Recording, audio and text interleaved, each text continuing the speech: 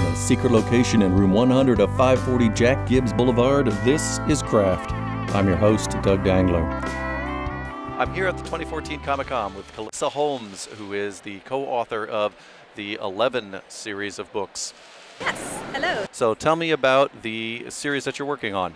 The 11th series is a wonderful story. We originally intended to be for a preteen audience, through teens, into the adults that are young at heart. And we're finding really that the adults are latching on to kind of the layers of allegory in the story.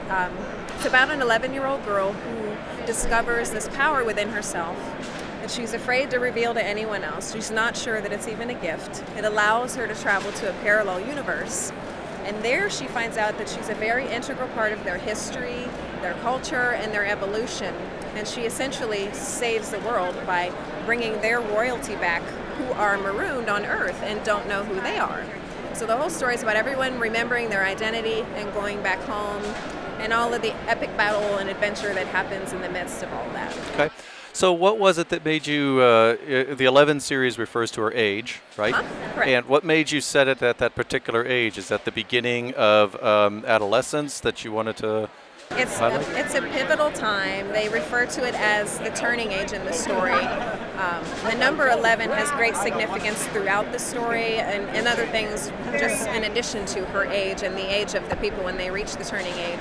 So it's something that as you go through the series, you'll see the significance of the number 11. And we actually released the first book on 11/11/11. So okay. It was fun. Was that something you had obviously planned for, but how long did you have that out in advance?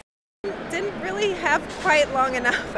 Okay. I was a fairly new author to writing something of that length, and having a hard release date, I learned, is never really the best idea. But we managed. The book was printed 2 days before the book signing on the 11th, and everything went off well. So. Okay. So how many volumes did you say that are going to be in it? There will be 4. There are 2 that are done now and out. The third one is almost done. We're just about ready to send it to the editor, so it won't be but a few months, and the third one will be out. Okay. So what has been your sort of walkthrough on the story from the beginning to the end? How much of it did you have plotted? How much did you say, oh, I'll just make that up later? Yep.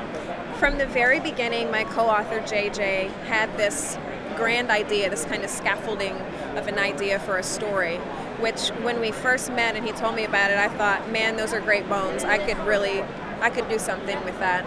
And because there's so much that needs to be fleshed out with developing the plot and especially the characters, which is kind of my specialty, that's kind of where I just allowed myself to be an instrument. You know, I'm just kind of the scribe, and I feel like this idea is not something either one of us came up with or that we're doing. It's just kind of coming through us. So we're both new to being authors, and there's no way that you could arrogantly think that you're actually doing something. So we just kind of ask the story what it wants us to do, and then we do it.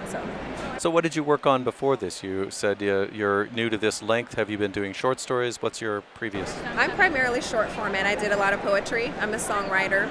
I did a lot of short format nonfiction. I'm into the health and wellness arena, so I write a lot of content for that and continue to do so. But this is the first time I've ever written a full-length novel series.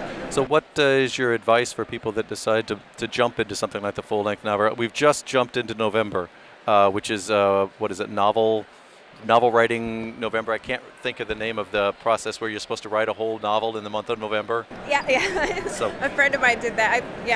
I think she pulled it off, but it was shorter than it took. But I think the 2 words of advice I would have are, don't let anybody tell you that you can't. You're not an English major, you don't have any training, so what? Just if the idea comes to you, you have to honor it and write it down. And don't try to only write when you feel inspired, because if you want to write a full-length novel, you're not going to feel like writing when your scheduled time that you need to sit down and work comes.